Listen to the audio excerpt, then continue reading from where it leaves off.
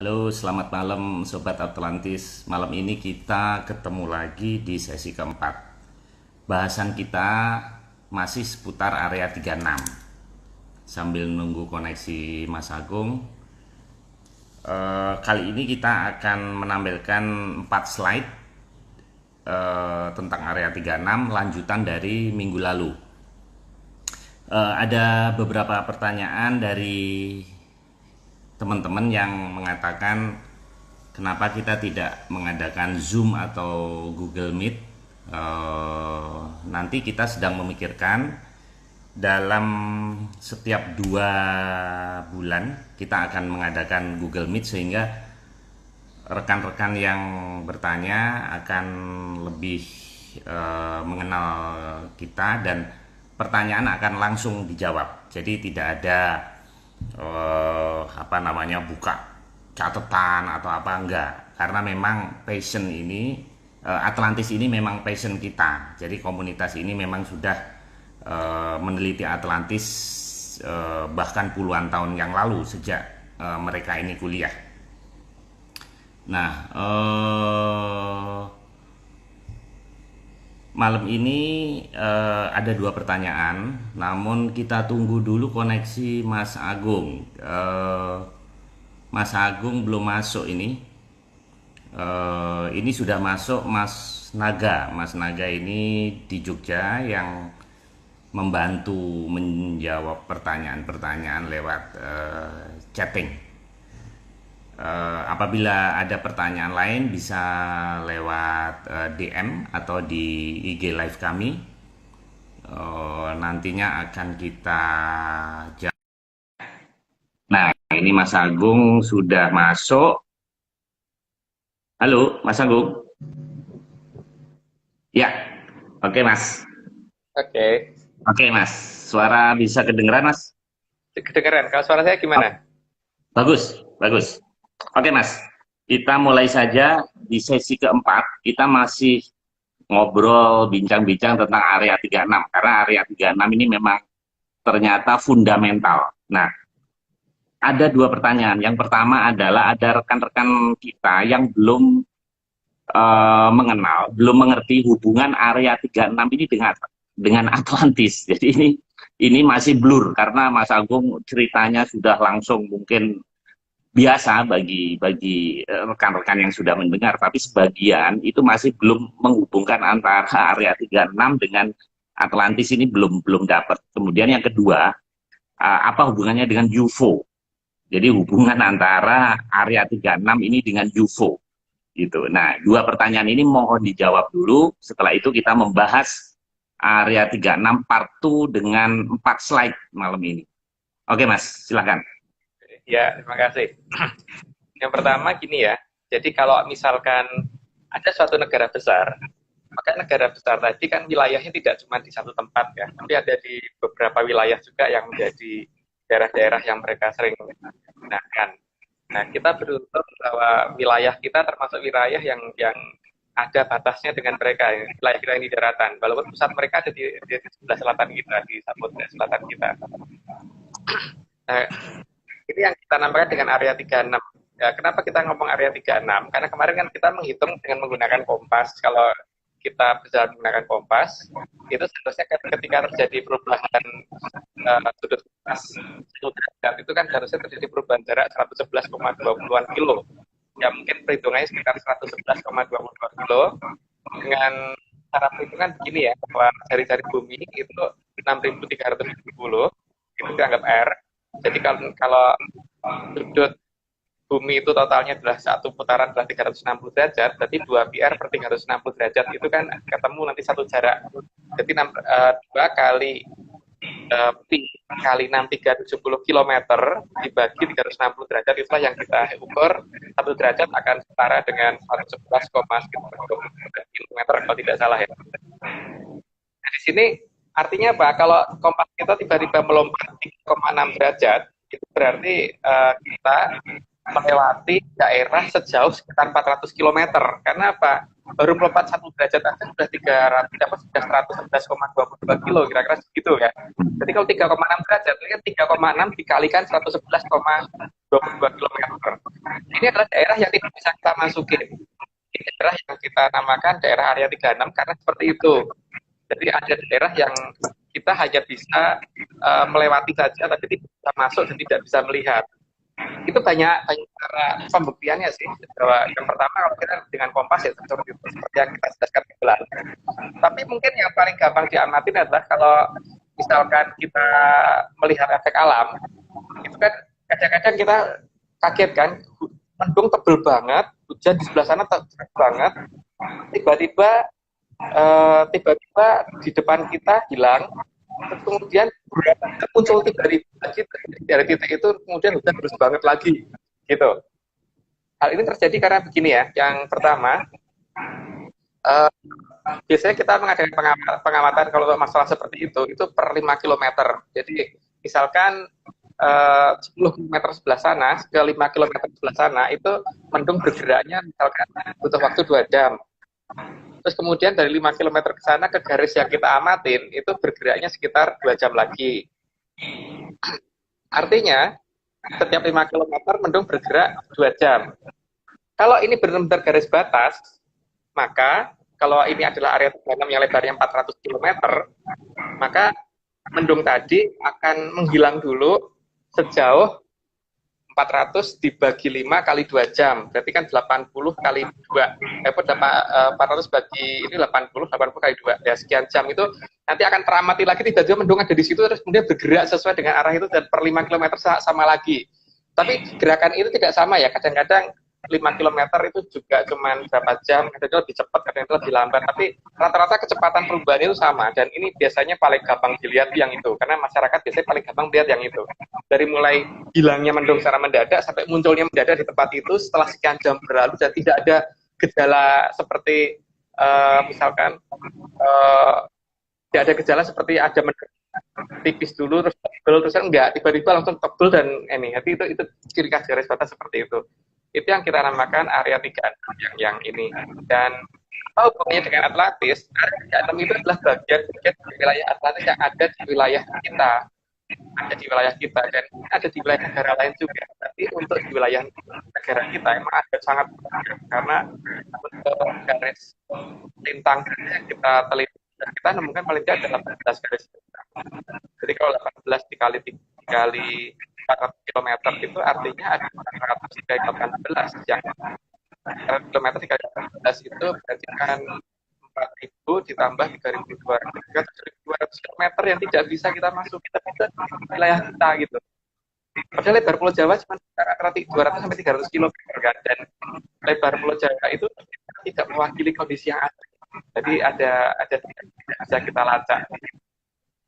Seperti itulah. Kita mungkin nggak Mas masuk ke area 36 itu, mungkin nggak kita manusia biasa itu masuk terus nanti keluar lagi balik lagi gitu, mungkin? Sangat mungkin, asal kita bisa menemukan pola gerbang, terus bisa mengerti bagaimana melacak gerbang, dan bisa melihat gerbang. Karena itu masalah yang utama kan.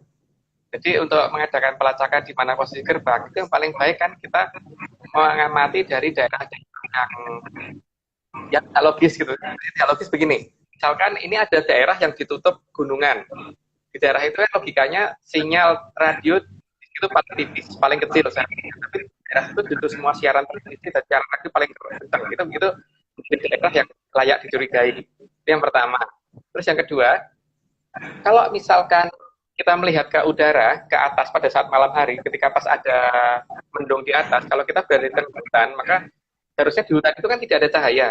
Sehingga ketika ada bayangan di bawahnya mendung itu kelihatan bersinar, berarti kan ada perkotaan seharusnya di bawah situ gitu. Dan kalau kita mendekat, kemudian tahu-tahu cahaya tadi ada di belakang, berarti kita sudah dilompatin kan. Jadi kalau kita coba balik lagi, kalau dilompatin lagi, berarti memang mungkin belum diizinkan. Tapi paling tidak gini, untuk masuk ya paling tidak kita harus ngerti beberapa aturan di sana dulu kan. Minimal bahasanya kita harus tahu dulu, karena mereka juga tidak akan segampang itu untuk mengizinkan orang untuk masuk ke wilayah mereka. Kalau dikatakan mungkin sangat mungkin, karena seperti beberapa tokoh di Jogja itu seperti Bob Pleret itu jelas sering keluar masuk wilayah tersebut, makanya sampai satu mobilnya yang sering dipakai untuk masuk ke Laut Selatan itu ada sampai sekarang. Itu yang sering mengakhiri beliau ke sana itu. Sangat mungkin, tapi sangat selektif Pak, tidak semua orang gitu. Gitu ya. Terus jadi kalau ditanyakan apa hubungannya, sangat ada hubungannya karena itu adalah bagian dari wilayah mereka. Seperti ibu kota kita dari Jakarta, kan Irian Jaya masuk wilayah Indonesia Pak, gitu loh. Seperti itu maksudnya. Atau Kalimantan cuma masuk wilayah Natuna, masuk wilayah kita gitu. Gitu. Itulah area 3 berantauan hubungannya seperti itu. Oke, terus pertanyaan kedua ya tentang UFO. Kita kan tidak menyadari bahwa itu setiap hari kelihatan. Tapi kita mungkin nggak ngeh karena pola pikir kita mungkin tidak sempat memikirkan itu atau mungkin tidak ngeh dengan beberapa peristiwa alam yang sepertinya sederhana. Itu gini ya. Yang pertama, kalau kita mengamati suatu meteor untuk ke bumi, meteor itu kan bergesekan dengan atmosfer ada di ionosfer. Ionosfer itu tingginya 200 km. Bayangkan satu meteor kecil, katanya kecil, kalau dari jarak 200 km, memang kelihatan apa tidak? Kan enggak kan? Sesuatu hal yang kecil dari jarak 200 km pasti nggak kelihatan. Buktinya, pesawat terbang aja Pak, kalau dilihat dari jarak 200 km pasti nggak kelihatan. Padahal pesawat terbang itu kan gede, yang jumbo jet kalau perlu, nggak akan kelihatan jarak 200 km. Artinya kalau ada meteor kecil, kelihatan kecil di mata kita, dan itu kelihatan menyala, kemudian tiba-tiba menghilang, itu kan seharusnya itu benda tersebut besar. Kalau benda tersebut besar, kemudian menghilang mendadak, itu harusnya ada yang namanya efek kejut. Efek kejut tersebut yang menyebabkan seharusnya ada yang namanya ledakan, terjadi suatu efek kejut yang menghasilkan suatu ledakan, dan ledakan itu akan menghasilkan gelombang kejut yang harusnya diterima dan radiasi yang diterima di permukaan bumi terdekat. Itu nggak pernah terjadi, Pak. Ini artinya berarti pas pesawat masuk kan, bukan meteor masuk. Itu yang pertama ya. Terus yang kedua gini, kalau kita mempunyai suatu benda yang bermuatan sama, positif dan positif, itu pasti sifatnya kan tolak menolak. Kalau benda pasti tolak menolak. Artinya kalau kekuatannya muatannya misalkan kolom dengan satu kolom, misalkan jaraknya sekian, didekatkan lagi sudah susah. Gitu. Misalkan jaraknya kekuatannya 2 kolom pasti lebih jauh lagi kan, 3 kolom lebih jauh lagi gitu. Artinya apa? Ketika kita melihat mendung dan mendung itu makin tebel, ketika makin tebel itu katanya muatannya makin banyak terus menghasilkan petir gitu. Itu bagi saya tidak masuk akal. Kenapa? Kalau muatan yang jadi pada mendung itu makin kuat, artinya tiap butir yang ada di mendung tersebut itu pasti mengandung muatan, dan muatannya adalah muatan yang sejenis. Kalau muatan yang sejenis, artinya harusnya jarak tiap partikelnya harus makin menjauh, bukan makin mendekat. Artinya apa? Ketika muatannya di mendung itu makin kuat, harusnya mendungnya bubar, bukan mendungnya malah makin tebel. Artinya apa? Dia ditutupi di dalam itu kan. Makanya ketika terjadi mendung seperti itu biasanya bentuk kayak piring, bisa dilihat itu tapi seperti itu dan besar kan. Makanya ya istilah night sky sama sky itu yang bisa dilihat di internet ya, lihat di Google seperti itu. Kelihatan kalau bentuknya mirip dengan terbang. Jadi sistem kendali alam pun menurut saya tidak alami semua. Seperti yang pernah kita coba waktu itu, kita kan curiga ya dengan keberadaan setiap kali ada gunung meletus, kenapa selalu diawali dengan abrasi di pantai selatan kita, terutama di pantai selatan yang berpasir hitam. Jadi kemudian kita perhatiin lagi ketika pas Gunung Merapi meletus waktu itu. Yang Merapi meletus waktu itu pertama kali yang kita lakukan adalah menguji kandungan pasirnya itu ada kandungan garamnya atau tidak. Kita cocok dengan garam laut. Karena cukup aneh. Pasir itu muncul mendadak dan tiba-tiba hilang mendadak itu. Ya ada logisnya diambil orang dan sebagainya, tapi mayoritasnya enggak, karena gini logikanya kan kalau ini ada gunung seperti ini ya, terus ini ada pasir tutupi dia, dan pasir itu ketika turun bisa bikin bukit dari tinggi Gunung Merapi. Maka seharusnya ketika pasir itu turun ke bawah lebih kurus dong, jadi tidak sama aja gitu harusnya. Kalau kondisi sama aja, mungkin pasirnya pasti bukan dari Gunung Merapi, gitu kan? Maka kemudian saya sama teman-teman itu waktu itu berusaha mengadakan satu pola jebakan dengan cara menanam batu-batu yang kita kasih warna di pantai selatan. Ya, terutama ketika sudah mulai terjadi abrasi. Nah, ketika ada pada saat akan terjadi abrasi tersebut, kita tanam batu-batu per pantai, kita kasih warna beda-beda. Itu waktu itu Nah, ketika terjadi abrasi dan kita hitung ketika abrasi sudah hampir mencapai 200 meter, biasanya akan ada gunung yang meletus, dan waktu itu Gunung Kelut yang meletus gitu, dan batu tersebut ya, dengan lucunya ketemu di daerah Jawa Timur, di daerah sekitar Kediri dan sebagainya gitu. Ya, lah ini batu yang kita tanda tangan itu ada di sini gitu kan. Loh, artinya ini peristiwa alam ini nggak alami. Loh, cara menemukan batu yang berpindah itu gimana, Mas?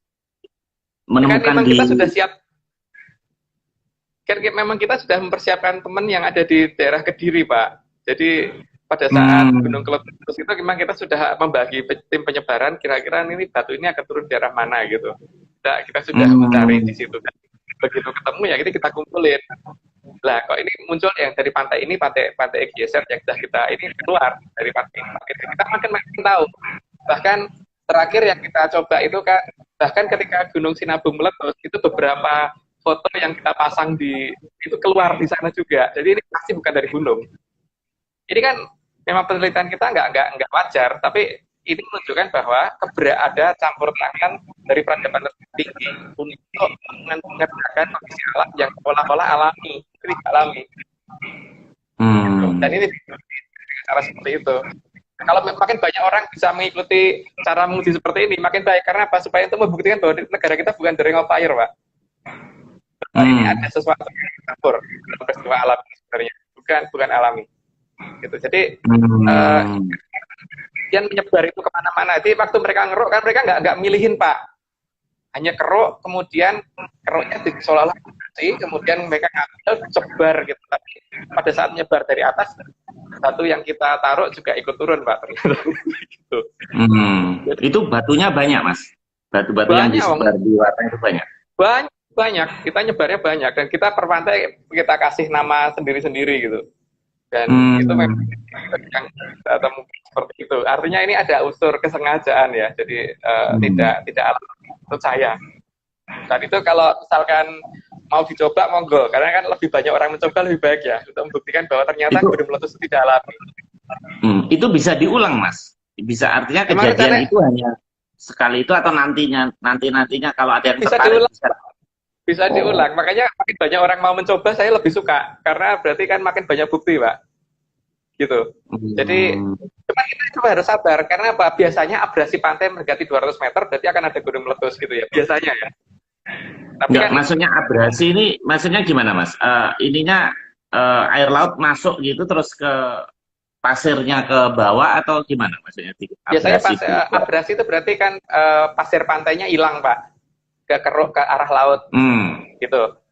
Ketika itu kekeruk sudah sampai sekitar mendekati batas 200 meter, biasanya sudah ada kejadian seperti itu sudah akan bisa kita perkirakan. Sehingga saat itu kalau misalkan kemudian ada tim dari teman-teman dari UFO, pengamat UFO itu sebaiknya segera mengamati, Pak. Itu yang paling baik gitu kan. Makanya kan kita juga pengamat UFO. Jadi kalau misalkan bareng-bareng sama kita untuk membuat suatu thread di pinggir pantai selatan, seperti itu nanti pada saat terjadi abrasi, berarti itu ikut kekeruk, berarti terus nggak kita mendekat ke kalau tidak bisa mendekat, yang paling tidak beberapa teman yang atau saudara atau apa yang ada di dekat pegunungan tersebut, ketika terkena hujan abu atau terkena itu silahkan mengamati bahwa batu-batu yang kita tanam atau apapun yang ini turun di sana enggak. Cuman kalau saya mengusulkan karena kebiasaan, karena kalau bisa menggunakan material yang ringan, Pak. Karena kalau materialnya ringan, itu kan pasirnya turunnya duluan, ininya di atas gitu kan. Jadi kalau materialnya berat kayak batu, biasanya ketutup pasir Pak, ketutup. Jadi ringan. Malah kalau bisa tuh Pak, ini mungkin ngomong ke Mas Agus kan, Mas Surya Agus, supaya siapa tahu kalau Indosat flyer gitu lah, flyernya kita tanam, nanti kan ada gunung meletus, keluar flyernya kan dari Indosat gitu. Jadi ada kaitannya abrasi pantai selatan dengan gunung meletus. Wah, ini teori baru nih, baru dengar ini saya seperti cerita seperti ini. Kita coba. Ya, ini yang kita coba. Makin banyak orang ngamati, makin makanya kalau kita tidak pengen berdebat, tapi monggo silahkan coba, gitu. Yang kita coba silahkan coba. Jadi ini ada hubungan baik, ada hubungan erat sekali, dan berarti kan kalau di sini kalau kejadian seperti itu, berarti kan ada suatu wahana yang membawa kejawab kan, berarti bahwa UFO itu apa gitu loh. Jadi kalau kita ngomong tapi ya, istilah kita kan identified flying object loh. Identified flying object, bukan identified itu. Iya. Luar biasa ini. Luar biasa ini. Oke Mas, kita teruskan kalau gitu obrolan kita area 36 masih sesi 2 malam ini. Silakan Mas. Area 36 itu kan kita untuk melacak garis lintang. Yang kemarin itu kan kita masalahnya selain garis lintang juga ada yang namanya garis bujur kan. Karena kan punya lebar, juga punya utara selatan, juga punya barat timurnya kan. Untuk timur baratnya paling gampang kita ngamatinya dari gerakan matahari. Jadi kan seharusnya matahari itu kan bergerak dari timur ke barat, itu bentuknya kan parabola gitu. Sehingga kalau di titik tertentu kemudian matahari itu bergerak vertikal, entah ke atas atau ke bawah, itu daerah ini layak dicurigai. Gitu. Artinya di daerah ini ada suatu garis batas, karena nggak mungkin matahari kalau bergeraknya vertikal itu nggak mungkin. Untuk cara ngamatinya berarti kita harus pakai kamera digital yang mungkin tiap berapa detik sekali kita foto ya, jebret gitu, atau menggunakan handycam yang agak lama. Nanti kita tonton di TV. Pola itunya kita print supaya kelihatan gerakan mataharinya, supaya kelihatan. Gitu. Ini yang slide nomor 5 bukan, Pak? Slide nomor 5 bukan ini. Coba.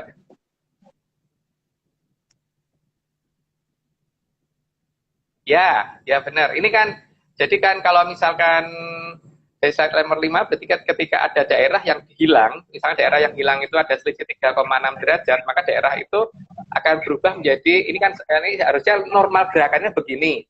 Nah nanti ketika ada daerah yang hilang, maka slide berikutnya Pak. Coba slide berikutnya. Oke. Nah, gerakannya jadi begini, karena apa? Ada daerah yang hilang di depan kita gitu loh. Agak turun dikit Pak, itu kalau ke atas. Agak dikit. Turun dikit. Loh, malah naik. Nah, itu mataharinya jadi kelihatan seperti itu. Gerakan seperti itu yang kita cari untuk mencari posisi yang namanya area 36. Gitu. Nah, biasanya seperti ini itu akan cukup Pak. Biasanya akan dibatasi dengan perubahan bahasa yang cukup ekstrim di wilayah tersebut. Jadi misalkan seperti daerah perbatasan Jawa Barat dan Jawa Tengah, itu kan dari bahasa Sunda tiba-tiba bahasa Jawa ngapak gitu. Itu berarti ada daerah yang harusnya nggak pendek, jadi harusnya jauh itu, karena perubahan bahasa itu harusnya perubahan tidak mendadak, jadi harusnya bertahap sekali perubahannya. Jadi ketika perubahan dari bahasa satu ke bahasa satu sebelahnya itu sangat ekstrem, itu pasti ada batas wilayah di situ yang cukup jauh, tapi tidak bisa kita masukin. Gitu. Selain itu, biasanya di daerah-daerah seperti itu kebanyakan berupa pegunungan, sehingga orang tidak melihat ke atas, tapi melihatnya ke arah depan. Begitu, dan jalannya berkelok-kelok gitu, dan membosankan. Jadi rata-rata orang di situ milih tidak berhenti, ya, tapi milih jalan terus dan tidak mengamati ke atas. Gitu. Di samping biasanya kalau malam itu Pak kelihatan sih, itu biasanya mendekati hutan seperti daerah Lumpir terutama ya. Daerah Lumpir itu sering kelihatan ada hutan itu di atasnya tuh kalau pas ada mendungnya itu kelihatan nyalanya di bawah itu. Padahal di hutan itu kan nggak ada berbahaya. Nah inilah yang bisa kita amati yang seperti ini gitu. Jadi itu inilah yang apa namanya kita namakan area 36 yang kita bisa kita perhatikan untuk garis bujur. Jadi garis bujur paling gampang, malah nggak perlu alat Pak. Di sini ya mungkin area kita Pengamatan dari pengamatan mata aja bisa ya. Gerakan matahari, bulan, jadi kelihatan. Mungkin itu gerakannya naik turun gitu nggak mungkin. Jadi biasanya akan jelas di situ. Oke, slide berikutnya Pak. Oke. Slide berikutnya nomor 7 Mas. Ya. Nah, sebenarnya kan di daerah yang tadi itu, yang kita lihat ada matahari terbang vertikal itu sebenarnya daerah itu kan harusnya lebarnya mungkin sekitar 400 km. Nah ini disinilah harusnya ada perkotaan seperti ini besarnya, tapi tidak bisa kita masukin karena perkotaan ini memang ditutup supaya kita nggak pernah bisa mengerti lokasi tersebut gitu. Nggak tahu kapan kita bisa masuk, tapi yang penting ini ada gitu. Dan karena ada perkotaan berarti ada nyala lampu. Jadi kelihatan anomali karena di atasnya ada, kalau pas ada mendungnya jadi ada bawahnya itu loh Pak. Oke, cukup sekian. Jadi area 36 itu banyak cara pelacakan ya. Jadi pelacakan yang kemarin minggu lalu itu kan kita menggunakan kompas. Pelacakan yang ini kita malah nggak menggunakan alat sebenarnya. Kalau menggunakan alat ya paling cuma kamera foto yang kita pasang stasioner, terus kita foto beberapa menit gitu. Itu hanya untuk melihat gerakan dari si matahari itu gimana. Kalau gerakan mataharinya normal saja ya berarti tidak ada garis batas. Tapi kalau ada itu pasti ada gerakan vertikal ini. Vertikal ini dari atas ke bawah atau dari bawah ke atas biasanya ada gitu. Dan gerakan vertikal tidak sama karena lebar wilayahnya sangat lebar. Ada yang lebarnya sekitar 400 kilo, tapi dari hasil kita teliti itu jarak lebar terpendek ada di 400 km. Tapi di perbatasan Jawa Tengah Jawa Timur kalau nggak salah sekitar 700 kilo itu saya lupa itu segitu. Dari pengukurannya kita di waktu di dalam area 36 ini dengan waktu kita present time itu sama atau enggak Mas? Atau dia punya jam beda. Jadi kan ini kan yang kita bicarain present time, bukan masa lalu, juga bukan masa depan kan ini kan.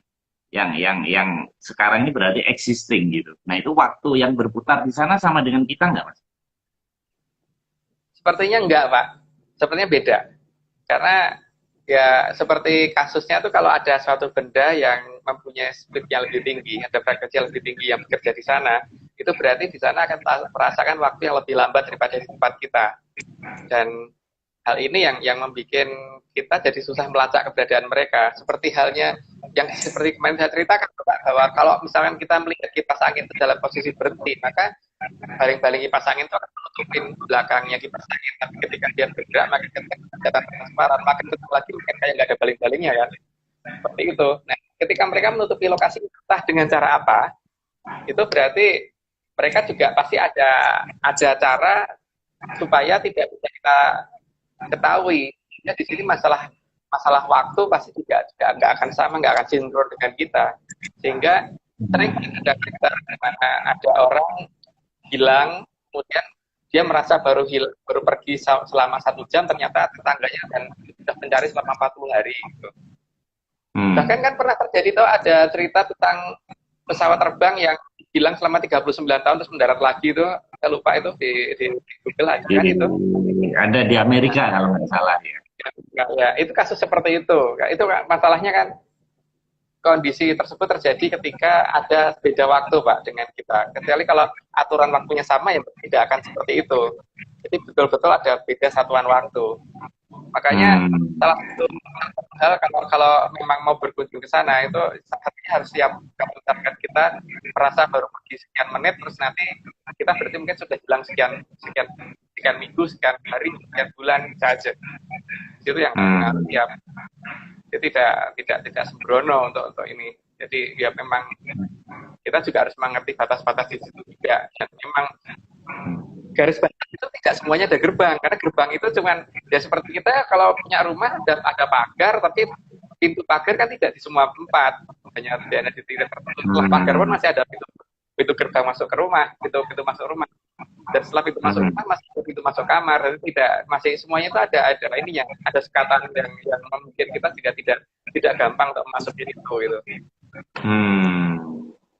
Hmm. Iya, iya, Gitu. iya. Nah, terus, nah sekarang problemnya kan di sini keberadaan area 36 itu ternyata tidak hanya bisa dilacak dengan itu, Pak. Tapi ternyata juga bisa menggunakan suatu perangkat seluler, menggunakan HP, menggunakan senter, yang sederhana pakai senter. Karena kadang-kadang kita nyenterin loh, senter. Lah, cahayanya kok cuma sampai situ, harusnya terus bablas ke sana gitu. Kok cuma sampai situ, sering terjadi. Tapi lama-lama nyambung juga. Jadi apa-apa yang sifatnya itu dadakan sehingga mereka tidak siap, itu akan kelihatan.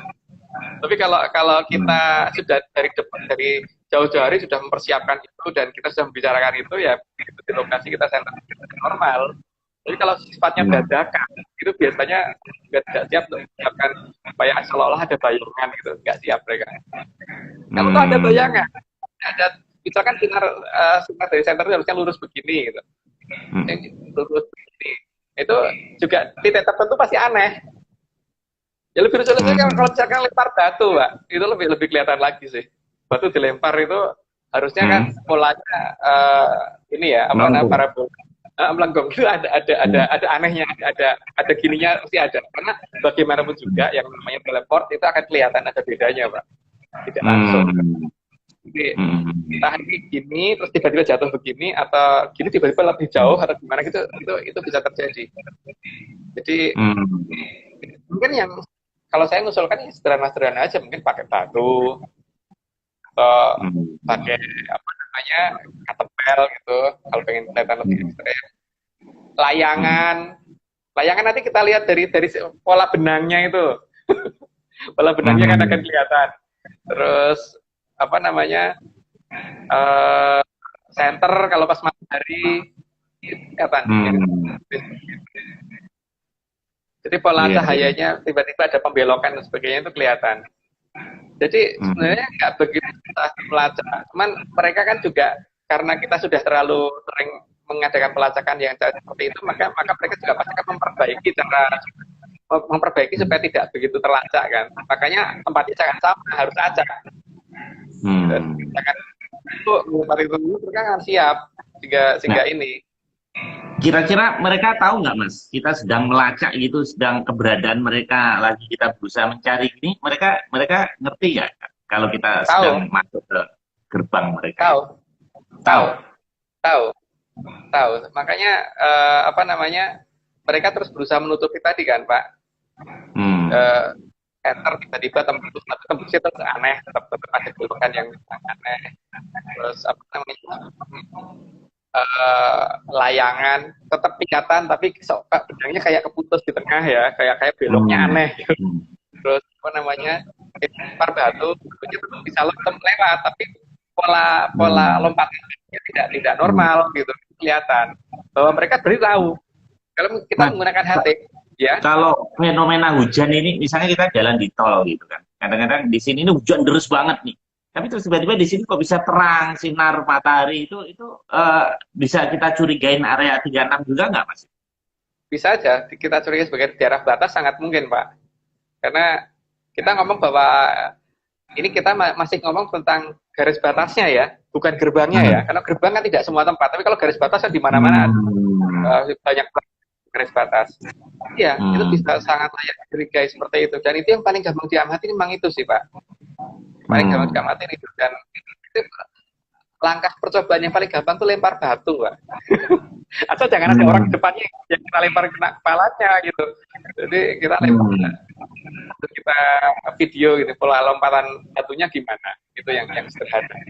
Atau kita terbangin layangan di situ gitu, nanti gimana. Gitu. Yang paling gampang aja. Atau pakai semprotan air, pistol air itu, Pak. Itu biasanya paling kelihatan karena semprotan air itu kan gampang diamatin ya. Jadi jangan menggunakan peralatan yang mahal deh. Kalau menggunakan peralatan yang mahal nanti malah bisa banyak alasan. Tapi kalau yang sederhana itu kan semua orang bisa praktekin itu. Ya. Sambil ya kadang-kadang ini juga dalam mengamati suatu tempat, itu juga kita sambil melihat, misalkan ini ada gunung di depan ini, misalkan kita jalan gunung itu ada di kiri, terus kita menikmati gunung itu ada di belakang kiri kita, maka pada saat kita bergerak ke kiri, seharusnya kan gunung itu ada di sebelah kiri kita kan Pak. Nah ini ada yang gini tiba-tiba gunungnya di kanan, itu juga banyak. Asal kita waspada. Kalau kita nggak waspada ya normal aja. Tapi kondisi seperti itu akan banyak teramati di lapangan. Tapi ya itu caranya ke lapangan, bukan teori di rumah ya. Kalau dengan akan susah. Tapi kalau kita ke lapangan untuk melihat hal seperti itu sangat gampang. Banyak lah malahan, sangat banyak. Itu kan pandangan gampang. Ada juga yang bukit nih kelihatan jelas banget nih ada di kiri kita nih. Gitu ke arah kiri ini kita cari bukit ini, nanti kita bukit itu malah nggak ada. Juga ada seperti itu. Itu ada cari mana ada Pak.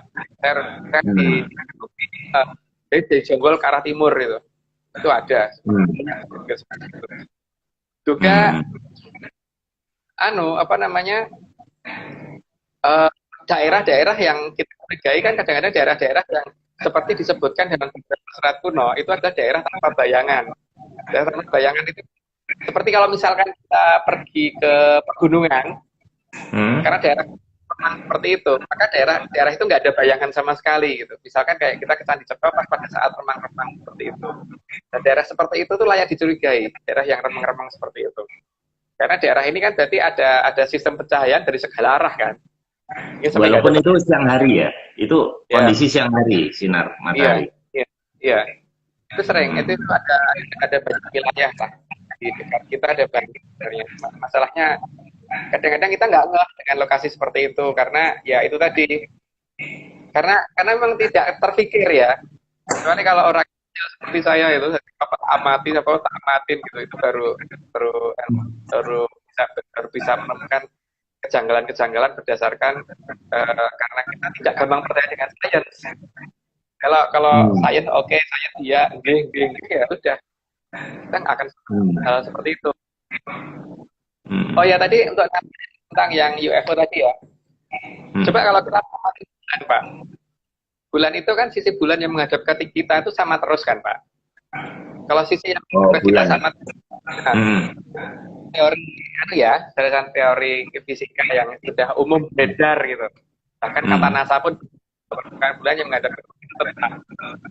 Padahal kan kalau di sini ada bulan, di sini ada bumi, gravitasi bumi itu kan lebih besar daripada gravitasi bulan. Jadi meteor yang bisa menghantam bulan itu pasti jatuhnya miring. Karena apa? Kalau jatuhnya tegak pasti akan masuk ke bumi, bukan masuk ke bulan. Gitu kan? Kenapa saya mempertanyakan seperti itu? Karena lubang di bulan itu bunder-bunder, Pak. Seharusnya kan kalau meteor itu jatuhnya miring, maka lubang di bulan itu bentuknya kan lonjong-lonjong, Pak. Artinya apa? Kalau lubang itu bunder, seperti halnya kalau ada pasir nih, kita lempar batu dari posisi miring, maka bentuk lubangnya pasti akan lonjong. Tapi kalau dari atas persis, pasti bentuknya akan bunder. Nah terus kalau bentuknya bunder-bunder, berarti kan meteornya datangnya dari arah bumi, Pak. Kalau nggak saatnya menembak dari kita itu gimana gitu kan, sehingga lubangnya kok bulat-bulat seperti itu gitu. Makanya seharusnya kan lubangnya lonjong-lonjong, nggak bulat. Jadi ini misalnya bumi, ini bulan kan lebih kecil nih. Nah, bumi kan gede. Nah, kan muka bulan ini menghadap ke bumi terus ini kan ya. Nah, kalau ini tembakannya dari samping sini, mestinya kan dia miring gitu ya. Nah, kalau tembaknya lubangnya bunder, berarti kan asalnya dari sini ya, bukan dari samping ya. Iya. Nah, itu kan juga saya dicurigai toh, bahwa ada samping yang pernah membuat bulan jadi seperti itu. Itu jelas ada sesuatu yang aneh gitu. Nah, bahwa itu nggak wajar. Jadi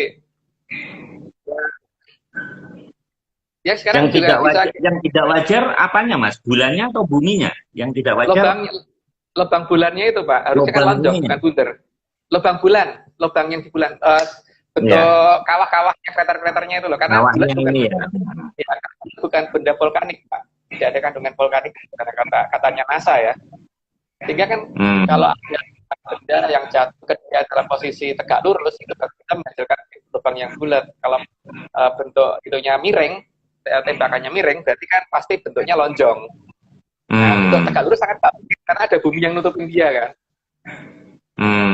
Itu tidak layak, itu mau mempertanyakan masalah itu salah satu ciri-ciri ternyata kita amati gitu.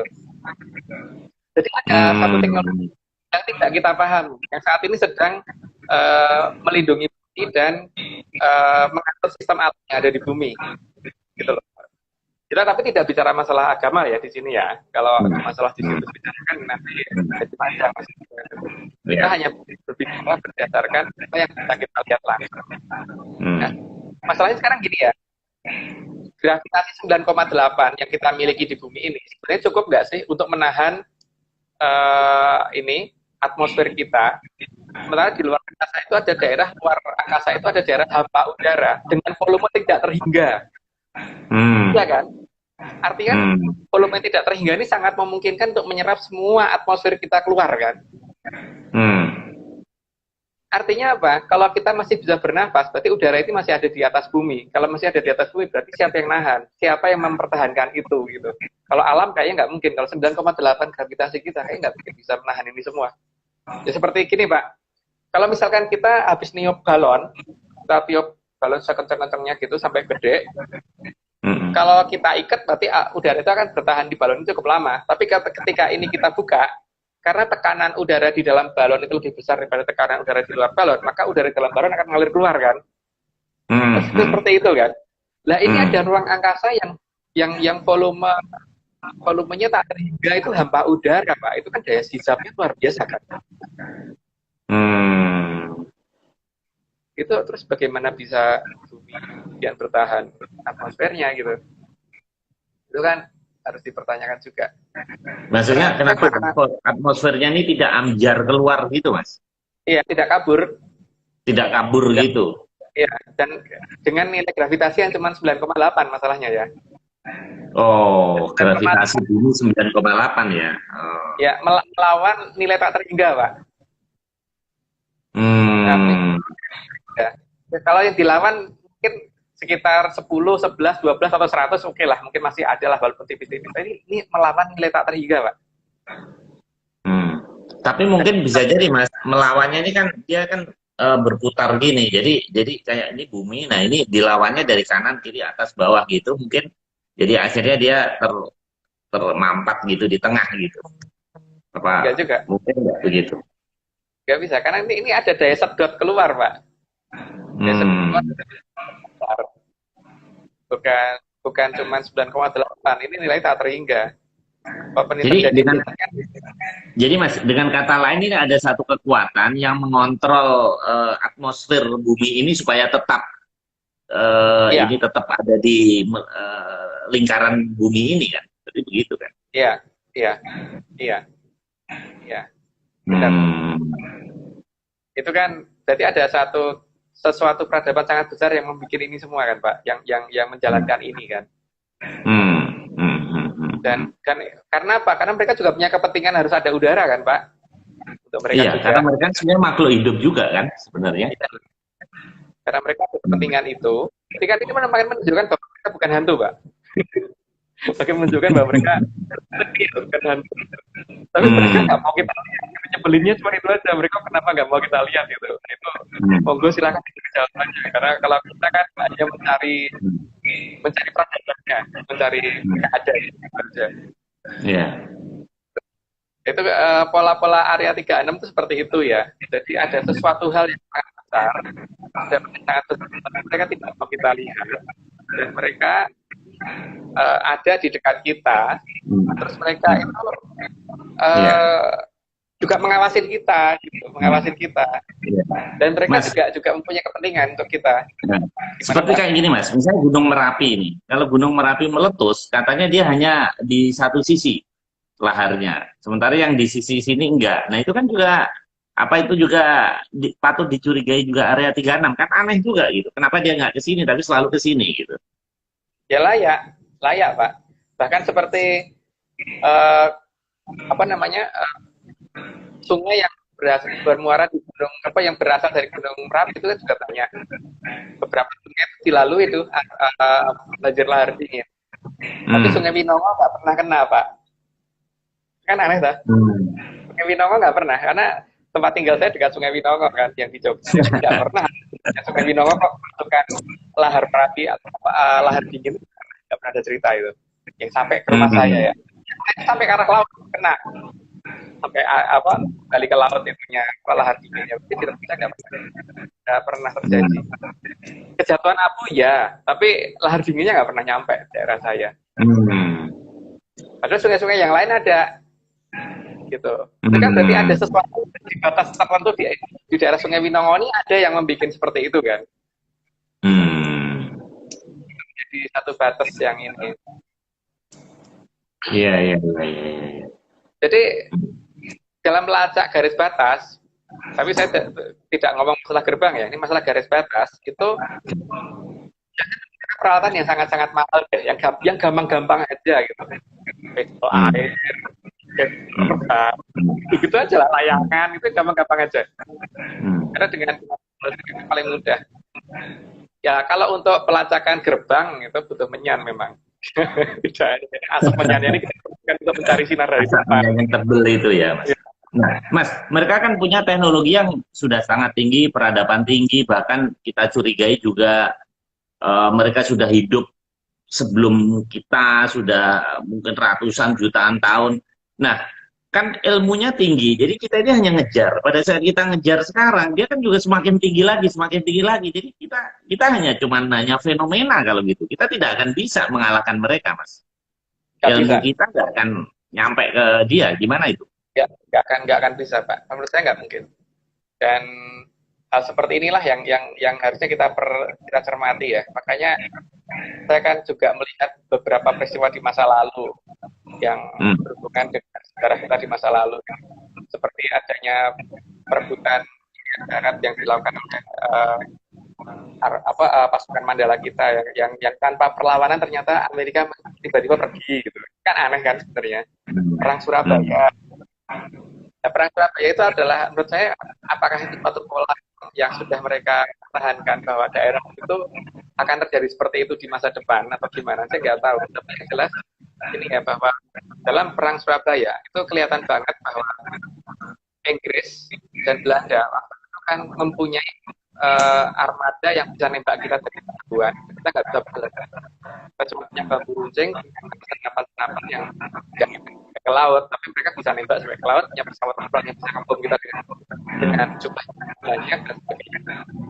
Tapi mereka kalah. Buktinya Pak Jenderal Muhammad itu ajak terbukti sampai meninggal di mobilnya itu kan berarti dia pada posisi yang sudah ini ya. Nah ini sesuai dengan beberapa tulisan di Serat Kuno tentang akan bersatunya Surabaya dan Madura, itu juga satu hal yang lucu, bahwa apakah pola ini akan kembali ke kita ini lagi, bahwa di masa depan akan ada karena kalau waktu itu adalah kembalinya negara kita menuju ke kelahiran pada saat pertahanan kita supaya negara kita masih bisa berdaulat, waktu itu terjadi. Nah, sekarang ini apakah mungkin ke depan itu akan terjadi kembalinya zaman yang diceritakan loh ya, yang kita di masa lalu itu kan ada cerita tentang akan kembalinya ke zaman kolonial atau zaman zaman kejayaan itu, apakah akan dimulai dari sana gitu. Kalau kita lihat di pola aja seperti itu, nggak ngerti lah. Oke, kita kembali ke ini aja Pak, yang area 36 tadi ya.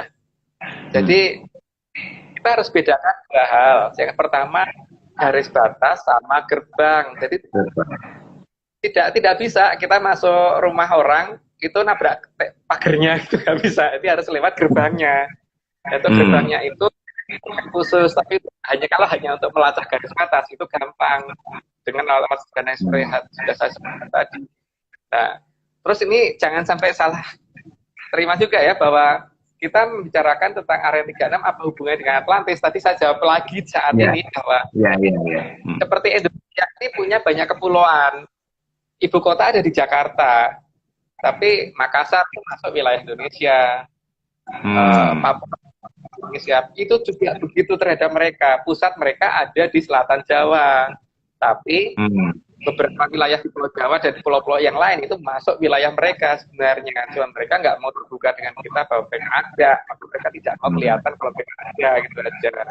Hmm. Itu yang Hmm. Hmm. jadi kalau kita mengamati laut kan susah, kita nyebrang lautnya kan susah. Yang paling gampang kita lihat kan yang di sininya, Pak. Dan Hmm. peristiwa di sininya yang juga gampang kita lihat gitu. Jadi seperti kasus ini beberapa pola pengobatan yang ada di daerah dekat Pandan Simo, Pak, itu hampir setahun sekali itu biasanya. Jadi masyarakat tuh ngertinya ada tiba-tiba ada orang berpakaian seperti pasukan Amerika datang mengadakan pengobatan massal di sana. Tapi orang-orang yang dikatakan kayak orang Amerika ini tidak mirip orang Amerika dan tidak bisa bahasa Inggris, ngomongnya jauh medok. Terus mereka setelah itu mereka bisa pergi tanpa kelacak lagi pergi kemana. Itu kalau nggak salah di lapangan apa ya, Jogrok atau apa Mas Timi coba di lapangan apa gitu ya. Pandan Simo di mana Mas itu? Di Di daerah mana? selatan Bantul, Pak.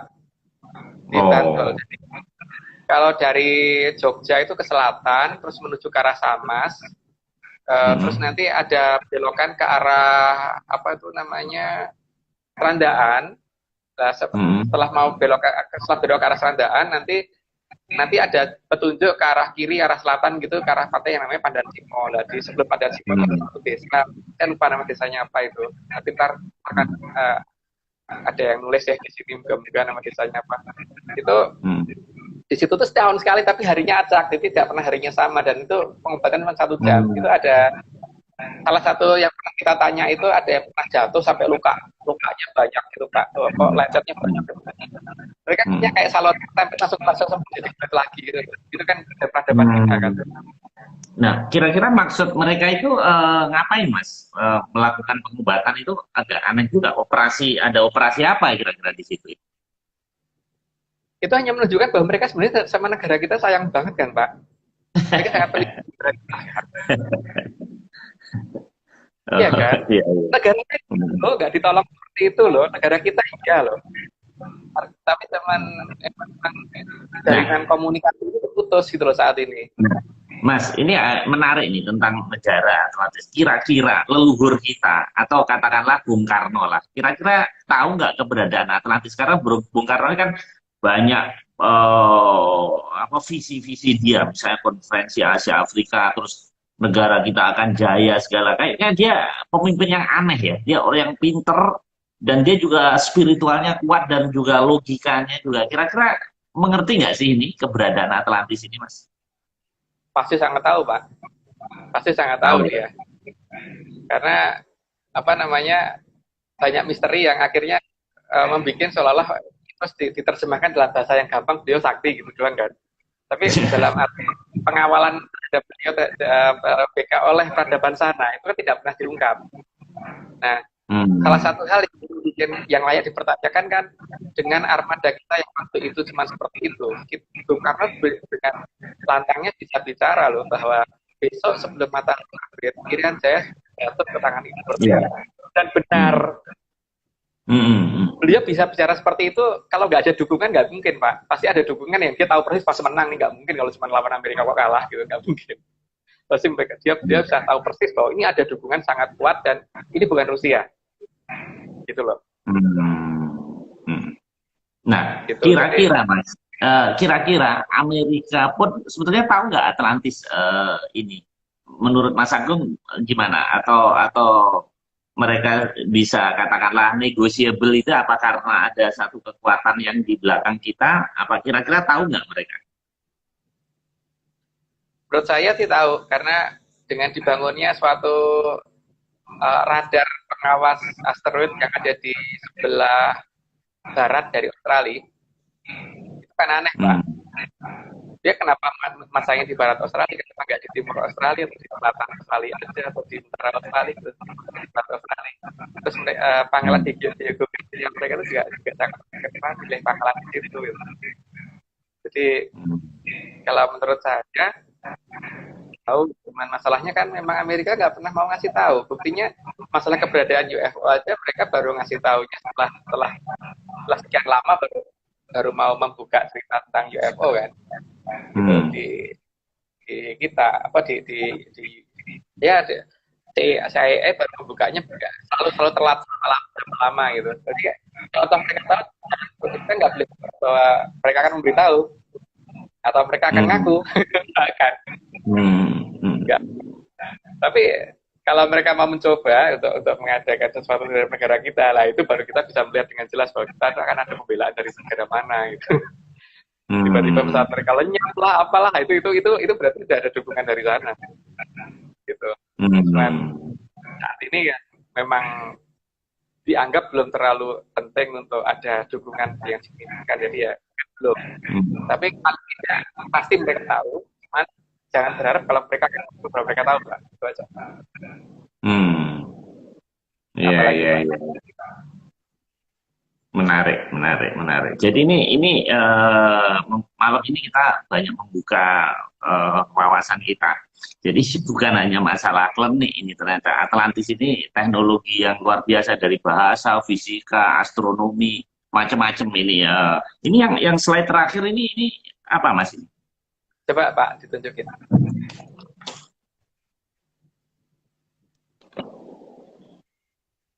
Oh, itu versi kita, posisi keberadaan Atlantis itu pusatnya di sana. Pusatnya loh Pak ya, bukan Atlantisnya. Pusat kerajaannya di situ. Gitu. Ada di barat Hmm, daya dari Pulau Jawa. Itulah bentuknya kira-kira hmm, seperti itu.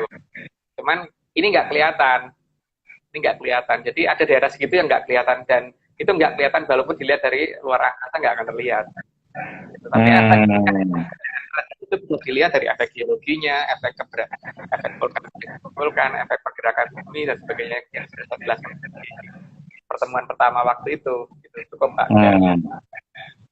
Iya. Oke. Nah, Jadi kalau itu dia kalau dia menempati ruang berarti kan dia punya massa juga, Mas.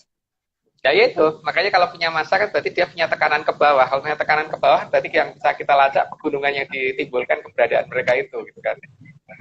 Ya Hmm. luas banget sebenarnya. Cuman masalahnya itu kan itu hilang dari peta gitu. Jadi peta kita nggak bisa ada yang harusnya lebar lagi gitu, peta kita. Jadi itu yang membuat kita nggak ini ya. Ya salah satu hal yang bisa dilihat kan sebenarnya kalau kita sering ngamati pola penerbangan burung itu, burung yang terbang ke arah selatan, yang nanti Hmm. berapa menit balik lagi dari arah selatan ke utara, burung itu kemana? Karena burung-burung jenis tersebut kalau kita amati di internet itu tidak pernah mendarat di Australia, tidak pernah mendarat di Afrika, bahkan di kutub. Itu mendaratnya di mana? Mereka memang terbang terus itu selama sekian bulan kan, nggak penduduk kan. Jadi mungkin Hmm. kita lihat Pak, tapi burung bisa lihat gitu. Itu makannya di mana, Mas? Mereka logistiknya di mana burung terbang sampai sejauh itu? Nah, berarti kan memang ada tempat untuk mereka ini toh Pak, ada tempat untuk mereka turun kan. Dan sekian lama ini berarti mereka ada tempatnya untuk mereka berkembang biak juga di sana. Hmm. Iya, iya, iya. Itu ada pertanyaan apa itu nggak jelas ininya tulisannya derivasinya. Ada pertanyaan. Tapi saya rasa ini waktu tinggal 2 menit ini, Mas Agung. Di Oh ya, closing aja nanti.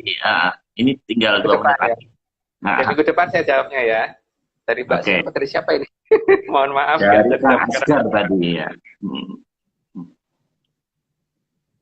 Oke, ya gimana? Monggo kalau mau di closing Pak. Monggo. Ya, monggo Mas Agung.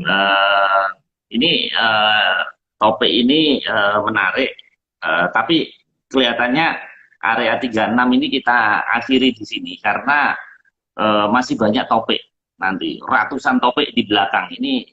Ini saja sudah jadi dua dua sesi, dua bagian, padahal rencananya kita 36. Jadi saya rasa monggo Mas Agung ditutup pesan area 36 untuk sampai sekarang. Jadi minggu depan biar kita bisa move on. Monggo Oh Mas. ya. Ya, jadi ini sifatnya masih introduction ya, jadi memang bukan penjelasan detail. Jadi ya inilah yang kita maksud dengan area 36 dan ini adalah bagian dari Atlantis. Dan itu pelacakannya tidak terlalu susah untuk garis garis. Yang agak susah adalah pelacakan gerbang. Jadi cukup pakai alat-alat sederhana. Jadi yang penting ke lapangan. Jadi tidak jangan berteori lah. Jadi ke lapangan aja nyoba ngambil batu lah, pakai stop air, apa itu sederhana kok, jadi gampang untuk pelajaran seperti itu. Makin banyak yang mencoba, saya makin senang karena makin banyak orang yang menemukan garis batas. Jadi kalau kita lihat 18 garis batas yang berupa garis lintang, siapa tahu tambah lagi, atau belum sempat kita tanya, siapa tahu bertambah lagi. Jadi, oke, Mas Agung, ini tinggal 8 detik, jadi saya akhiri malam ini, sampai ketemu minggu depan.